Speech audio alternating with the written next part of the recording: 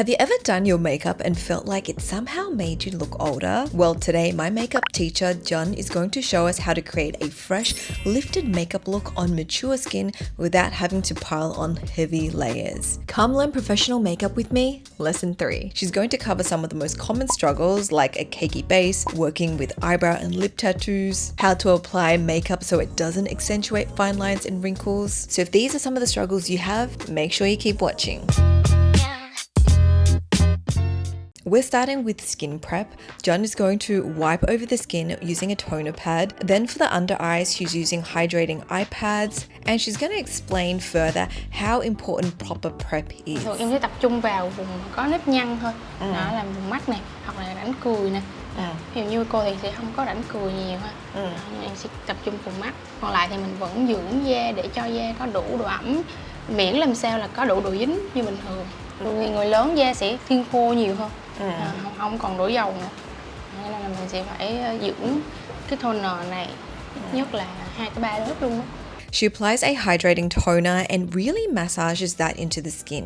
Now, when you're doing this on yourself, if your skin doesn't feel slightly tacky or sticky yet, it probably means your skin is dehydrated and it has soaked up everything. That's a sign that you need to go in with an additional layer. Next, she applies the Bobbi Brown moisturizing face base. This is going to lock in all that hydration. Make sure to apply this and work it really well into the areas that tend to crease or have more wrinkles. Thì khó nhất là những cái vùng mà nám tàn nhang đồi mồi. Đó là những cái khuyết điểm mà cái góc của nó khá là sâu, nó không như mụn, cho nên mình che thường nó sẽ hay bị lộ lại lắm. Này mình cũng sẽ học cách để che nám tàn nhang đồi mồi ha. Guys, Joocyee is so good at explaining techniques, and honestly, a few years ago, I probably would have only understood like 50-60% of what she was saying. Thankfully, my Vietnamese has improved since moving here, and it's something I'm consistently working on. This part of the video is in partnership with Rosetta Stone. You guys may have heard me talk about them before because I've been learning with them for a while now. I grew up speaking Vietnamese at home with my parents, but it was very basic. I could understand enough and reply, but I sounded like a kid. Honestly, it didn't bother me that much until I relocated to Vietnam and started having adult conversations. Things like booking appointments, working on my Vietnamese beauty guide, and now learning makeup from Vietnamese makeup artists like Yong. Plus, after having kids, I realized it's so important for them to be able to speak to their grandparents, know where they're from, be able to speak the language. So I want to be able to pass down Vietnamese to my kids and do that confidently. Why I've been using Rosetta Stone all these years is because I like their teaching style. They don't just teach you through translations, it's more immersive. So you actually learn through pictures, context, and repetition, and real life scenarios, which is very similar to how kids learn their first language. The lessons are short enough that I can actually finish one, which is very important because mum life gives you about 7 minutes until someone needs a snack. And with their new Sapphire version, I've been loving their flashcards because you can go through each topic. There are so many words I don't know in my vocab. I also use their true accent pronunciation because that gives me real life feedback on how I'm saying things. And this is key because I want to sound like a local. Sometimes Lila does a lesson with me. Các em ấy đang uống nước. So technically, yes, it's screen time, but it's educational screen time. And now, of course, your girl is going to hook you up. You can use Rosetta Stone Sapphire on app or desktop and get 25% off all 25 languages. Just click the link in my description box below. Now let's get back to the next makeup technique. Concealer first. For the base, we're actually starting with concealer first to cover any dark spots, veins, and discoloration around the face. For our model today, most of that discoloration is around the sides of her face. Joocyee explains that we need to use a darker concealer shade to cover these areas properly. If the shade is too light, it won't give enough coverage and the darkness will show through. She applies most of the product directly onto the darkest areas first, then lightly blends it outwards. The palette she's using is from Floralysis, a C beauty brand. She says this one's really good because it has nice coverage and it doesn't look or feel dry on the skin. For the under eyes, she uses a peachy shade to cancel out the dark areas. You can already see the side she's worked on looks a lot more even toned. For areas with larger pores, she's using a swiping motion to push the product into the pores and fill them in.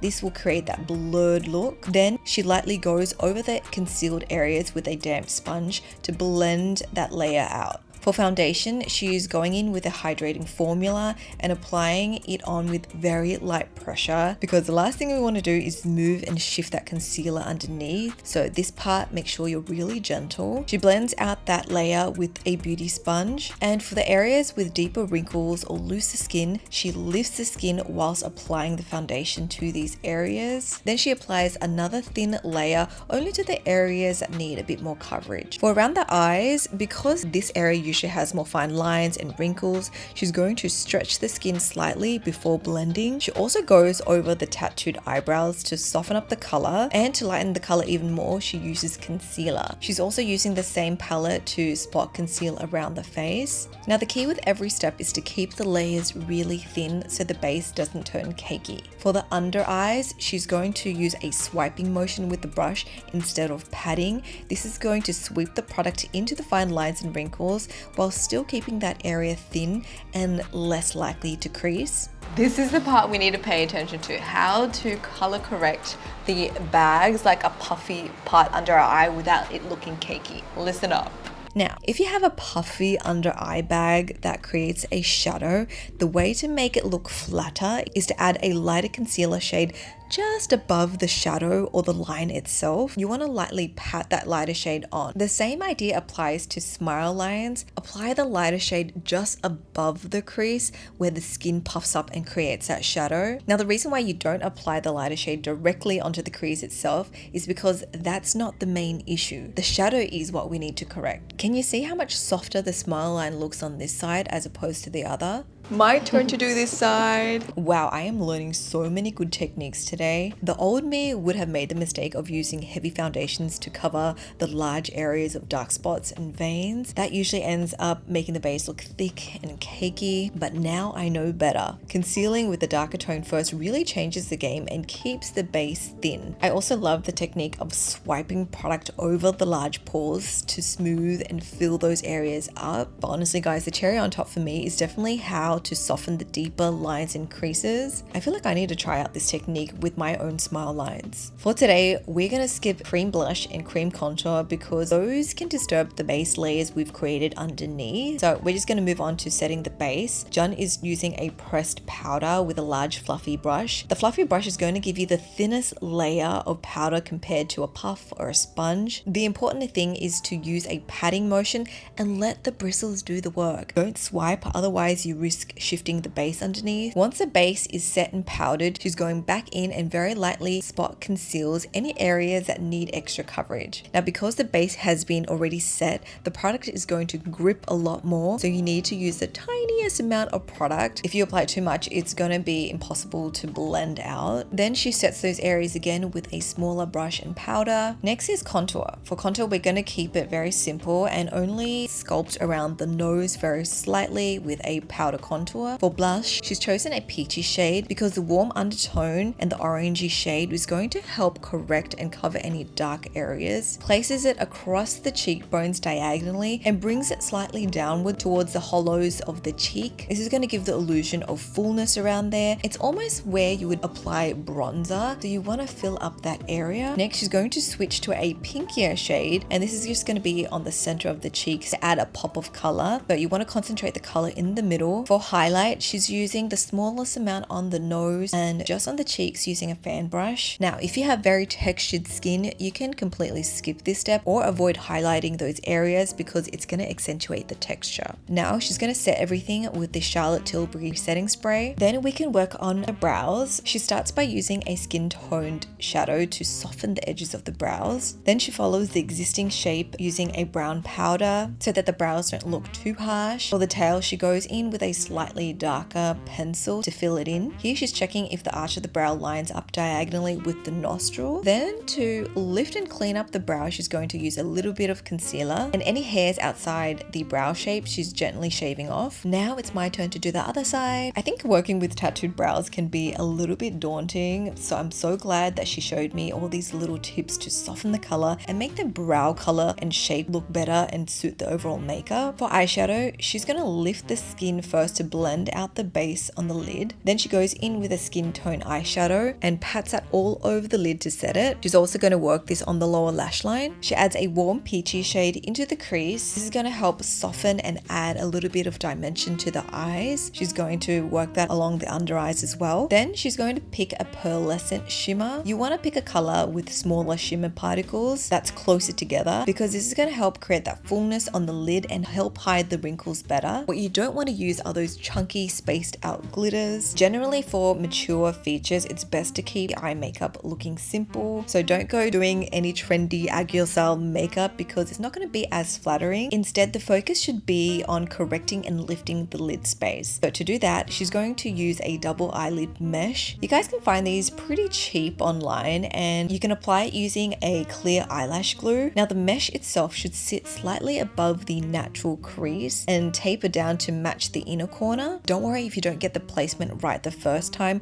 You can simply peel it up and reposition. Just apply a little bit more glue to stick it back down. Once the position is good, we can move on to liner. She's going to tight line with a black gel pencil to really define the eye shape. She's also going to extend the tail outward. For this part, you want to hold and lift the skin up so that it's more taut. This is going to make drawing the liner so much easier. Then she's going to go over it with a black shadow. This is going to help clean up the shape and also define the liner just a little bit more. For lashes, she's using a traditional strip lash because that's going to give the eye more lift because it has a thicker band. She measures and cuts the strip lash to fit the model's eye. Then before applying glue, she curls the falsies with a lash curler. Watch as she applies the glue. It's actually going on top of the lash band, not underneath. Then she places the strip lash on top of the eye, positioning the center first before securing the corners. After that, she uses her fingers to push the strip lash onto the lid so that the band sticks onto the skin. This is the trick to making the eye look more lifted. Wow guys, I'm actually shocked. I've never seen anyone apply lashes like this before. It makes such a big difference. To finish off their eyes, she's going to fill up any spot with a liquid liner and then blend the natural lashes with the falsies using mascara. Guys, are you seeing what I'm seeing? This is a game changer. It's literally plastic surgery but with makeup. The eyes look so much more youthful and lifted. Now it's my turn. Not nervous at all. I am learning so much. I'm learning that stretching and lifting the skin is really important, so don't be shy with this. Also, less is definitely more when it comes to mature makeup. You don't need to follow every new trend or technique. Sometimes keeping things simple is what makes the biggest difference.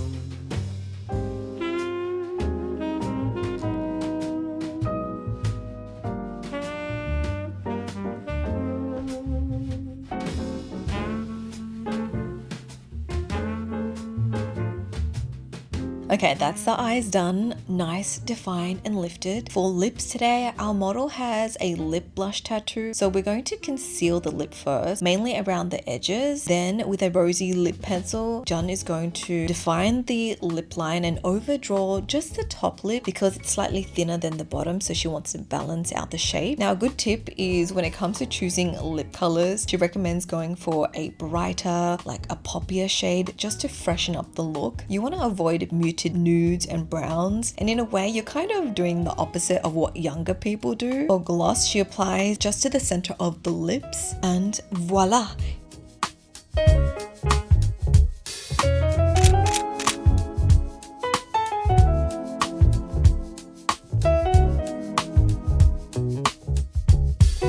Here is the final look. What do you guys think? Give this video a thumbs up and leave a comment if you found any of these tips useful. Once again, big thanks to Yong for allowing me to share my private lesson online so we can all learn together. Now guys, stay tuned for the next lesson because we're gonna learn how to create this sultry baddie look. So make sure you hit subscribe so you don't miss out, and I shall speak to you guys next time.